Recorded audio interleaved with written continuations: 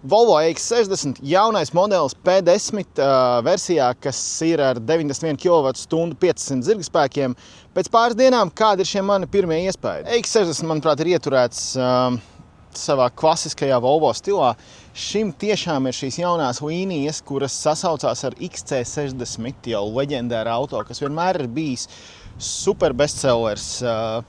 Dizaini, es teiktu, ka man liekas, ka Volvo ir gājis ļoti drošajā veidā. Nav nekādi dizaina elementi, kas pārlieku izceltos. Aizmugure ir jauna, bet pietiekami arī interesanta. Mums ir daudz diskusiju par šiem jaunajiem rokturiem, kas ir kā tādas haizivs spuras attaisāmas no turienes.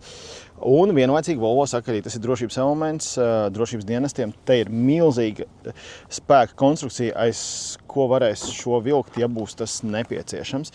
Te ir redzama poga, viņa arī strādā kā mehānika. Likās jocīgi, bet pēc pāris dienām pašlaik pabraucot ļoti ērti, patiesībā pat ļoti ērti. Automašīnas salons ieturēts tādā modernā Volvo stilā ar šādām tādām izmaiņām. Stūre ir pavisam savādāka. Tur ir tas priekšējais panelis, kas liekas ļoti interesants no viedokļa, ka tas aizstāja faktiski head-up displeju un šo instrumentu paneli. Šis ekrāns ir ieliekts tā kā uz abām pusēm. Te nedaudz vidus konsola sasaucās ar EX30. Te ir tāds glāžu turētājs, kas iebīdās iekšā ārā. Un tas, protams, kas ir ļoti dīvaini, ir šis cimdu nodalījums, kurš atrodas lūk šeit. Krēsli, klasiski Volvo krēsli, ļoti ergonomiski ar ventilācijām. Un aizmugurē vietas arī ir ļoti daudz. Es teiktu, ka šī mašīna ir sanākusi ļoti lielā balansā. Smiekāps pats aiz sevis, galvas, te ir ļoti daudz. Un skatāmies, kas mums notiek ar kājām vietu.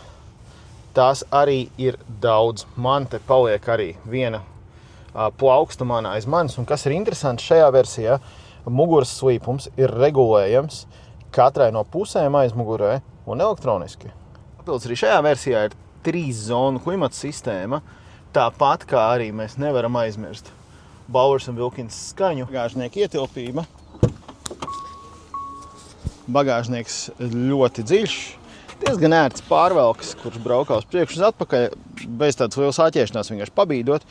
Bagāžnieks ļoti dziļš, un tas, ko Volvo šeit izdomāja, šo bagāžnieku apakšu sadalīt 2 zonās. Līdz ar to, ja, piemēram, vienā pusē ir vairāk mantu, tad te var vienu pusi attaisīt un lielāko vai mazāko, vai tikt klāt kabeļiem, vai arī ko jūs tur turēsiet. Un kā jau visām mūsdienu modernām elektroautomašīnām ir arī franks. Šai automašīnai franks ir diezgan ietilpīgs priekš Volvo salīdzinot ar pārējiem modeļiem. Es pat teiktu ļoti.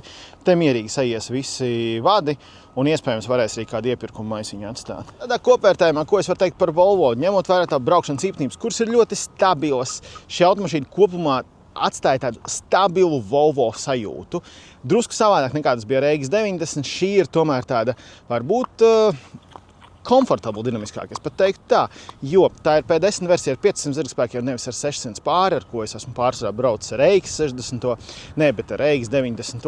Līdz ar to šis ir tāds stabils, saprotams auto, kas man liekas Volvo tipiskajam klientam ļoti patiks. Volvo klients to izvēlēsies iespējams kā savu jauno bestselleru, un to jau mēs arī redzam mūsdienu realitātē. Rūpnīca pašlaik netiek galā ar šīs automašīnas ražošanu. Aizbrauciet uz mūsu motors, pamēģiniet